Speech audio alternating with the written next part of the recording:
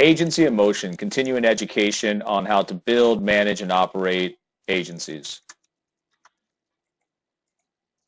Today we're going to be talking about is identifying client concerns in the sales settings, dealing with those in a positive way that brings about positive outcomes for both sides. First thing we're going to talk about is their existing agent or broker. If they have a broker, not everything's perfect because they're speaking to you. So something's happened. Either that broker or agents dropped the ball, they don't trust them, maybe they're retiring or leaving the industry, or they're just jumping ship for not being as attentive as they need somebody to be. So you have to find out what the reason is, and you have to ask questions. So Mr. and Mrs. Client, you've had this account with this particular brokerage for 5, 6, 7, 8 years, whatever it might be.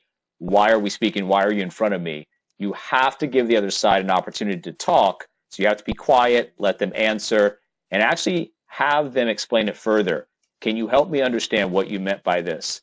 Maybe their broker, their agent, just try to slam them in a product that's too aggressive, that's not properly explained, or they're just worried about running out of money and nobody can adequately answer their questions. Lack of planning is another thing that comes up. Your prospect in this case may be unorganized and/or they really never thought about retirement. They never thought about how their 401ks or other investment options would coordinate with Social Security as well as their pension plans. Other things they might not have thought about. What happens when he or she dies first? What happens if their existing income drops? How much money is lost in certain types of market conditions? What pile of money should we turn on first and why?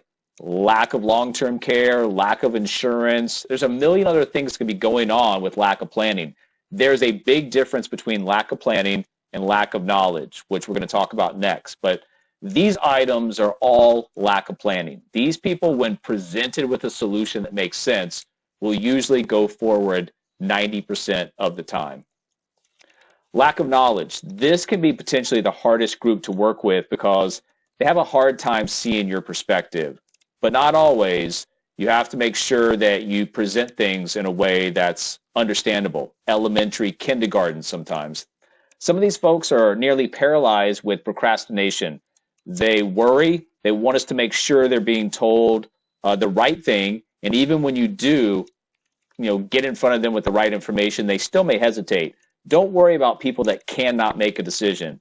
They actually are making the decision by not making the decision. So you need to remind them kindly of this fact and move on. Remember, not making a decision is actually making a decision, and no plan is actually a plan. Sometimes, though, it's a lack of knowledge in one specific area. And this is great because as you inform them about that particular area, product, vehicle, concept, strategy, whatever it might be, and how they're utilized effectively for whatever it is they're looking for, retirement income needs, you can see the light. And it starts to go on, and you will likely have somebody that's interested in hearing more, learning more about these products and how it could potentially help them. This can also lead to referrals from people that are just like themselves. Remember, groups of people tend to run with the same type of people. So if you get into a niche like that and it opens up a lot of referrals, that's going to be a great vein for you to really work and serve and help those people out. Does not work well with others. These are the people that, like we said, do not work well with others, and they're mostly the do-it-yourselfers. They love control. They don't like being told what to do. It's unlikely that you'll have anything or really everything that you suggest their way is not going to work. So you're not looking at an overall change of a picture. You're looking at segments and parts of the overall puzzle or picture.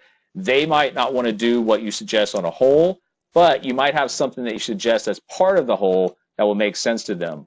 So sometimes you have to be careful because these are the type of people that will instantly come back and blame the broker or agent if something goes wrong. So you need to stick to your core beliefs. And if you can put something in front of them that fits into part of their portfolio, great, you have a new client. But if you do not, don't try to bend the rules. Don't try to make something work if it's not working.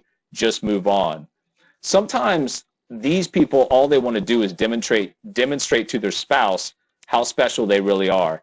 Give them a chance to impress the spouse and say goodbye. And the last thing is really internal communication problems. And occasionally you'll run across a couple that doesn't communicate well with each other. It'll be apparent in the appointment.